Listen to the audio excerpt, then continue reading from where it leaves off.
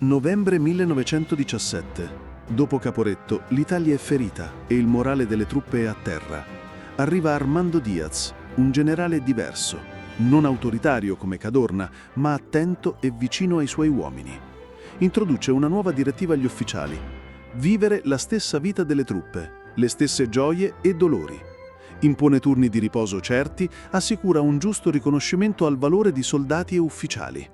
Inoltre, riorganizza il comando, decentralizza le decisioni, assicura il ricambio regolare dei reparti e dialoga con fermezza con governo e alleati.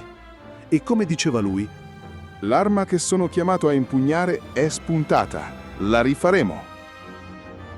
con questa umanità e equilibrio, Diaz guida l'esercito alla vittoria di Vittorio Veneto, guadagnandosi il titolo di uomo della vittoria non per la gloria, ma perché ha rimesso al centro la fiducia e la dignità dei suoi uomini.